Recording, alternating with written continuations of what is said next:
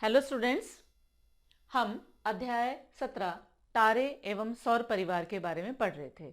हमने तारों के बारे में देख लिया था, चंद्रमा के बारे में देख लिया था और हमने 3 ग्रह बुध, शुक्र और पृथ्वी के बारे में देख लिया था। आज हम देखेंगे मंगल के बारे में। मंगल पृथ्वी की कक्षा के बाहर का पहला ग्रह है। यह रक्ताभ जो है 2 शब्दों से मिलकर बना है, रक्त प्लस आभा, मतलब जिसका कलर कैसा होगा, रक्त का रंग हमारे लाल होता है तो इसका रंग भी कैसा होता है, लाल रंग का होता है और हम इसे लाल ग्रह भी कहते हैं। ये इंपॉर्टेंट चीज़ है, आप इसको प्लीज़ मेंशन कर लीजिएगा, ध्यान रखिएगा, क्योंकि हमारे सक्षम क्विज अभी जो चल रहा है उसमें ये आने के चांसेस होते हैं ऐसे पॉइंट्स, तो ध्यान रखिएगा। और इसके 2 प्राकृतिक उपग्रह हैं जिनका नाम है फोबोस और डिबोस। आइए अब हम नेक्स्ट पे चलते हैं। इसका नाम है बृहस्पति। बृहस्पति सौर परिवार का सबसे बड़ा ग्रह है। इसका द्रव्यमान पृथ्वी के द्रव्यमान का 318 गुना है। यह अपने अक्ष पर तीव्र गति से घूर्णन करता है और इसके बहुत सारे प्राकृतिक उपग्रह भी हैं। इसके बारे में जो एक और बहुत इंपॉर्टेंट बात है वो ये है कि ये इतना बड़ा है कि हमारी पृथ्वी जैसे इसमें करीब 1300 पृथ्वियां समा सकती हैं। इसमें कितनी पृथ्वियां समा सकती हैं? 1300। सोचिए आप, ये कितना बड़ा है, खुद इतना बड़ा है ये, और इसके अंदर हम ये मान के चलते हैं कि 1300 पृथ्वी इसमें समा सकती है।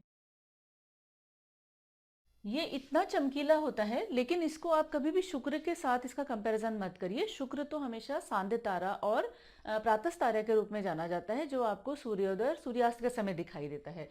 लेकिन बृहस्पति जो है उसको आप अपनी इन्हीं आंखों से देख सकते हैं, उसके लिए आपको किसी दूरबीन की ज़रूरत नहीं पड़ती है। लेकिन इसके 4 बड़े प्राकृतिक उपग्रह हैं, उनको आप एक साधारण दूरबीन की सहायता से भी देख सकते हैं। उसके लिए कोई बड़े दूरबीन की ज़रूरत नहीं है। आप जो साधारण दूरबीन होती है उसके द्वारा हम इसके 4 प्राकृतिक उपग्रह भी देख सकते हैं और ये बहुत आसानी से आपको जो बृहस्पति ग्रह है वो बहुत आसानी से आपको अपनी इन आँखों से ही दिखाई दे जाता है।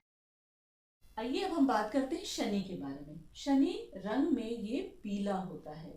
इसके आसपास रमणीय वलय होते हैं, जैसे हम अपने हाथ में अंगूठी पहनते हैं ना, ठीक इसके अगल बगल भी वैसी ही रिंग्स होती हैं।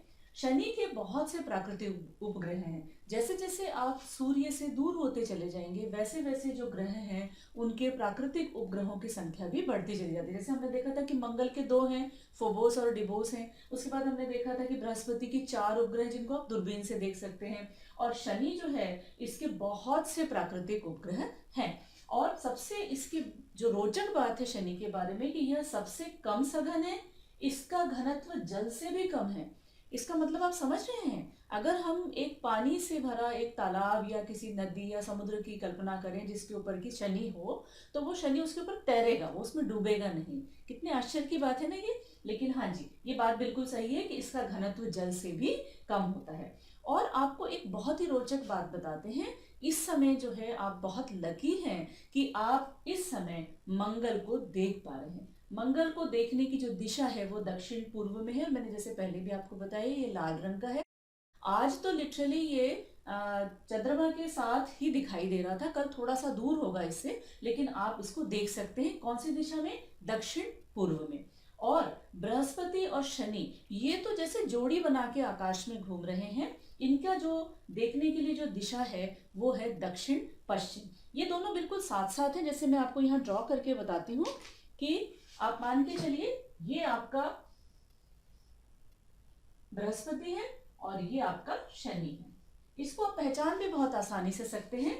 ये बहुत चमकीला है और ये कम चमकीला है। आप आदत डालिए इनको देखने की। ये आपको बिल्कुल सफेद रंग में दिखाई देगा, जबकि ये हल्का पीला सा दिखाई देगा। और मंगल ये तो बिल्कुल लाल दिखाई देता है। और बहुत रात को जागने की जरूरत नहीं है। शाम को आप 6:30 बजे के बाद दोनों जो मैंने आपको दिशाएं बताई हैं उन दिशाओं में आप देखिए और आप इनको बहुत आसानी से देख सकते हैं। NTPC Faridabad and Chief Minister's Good Governance Associates Program with Star Teachers of Faridabad.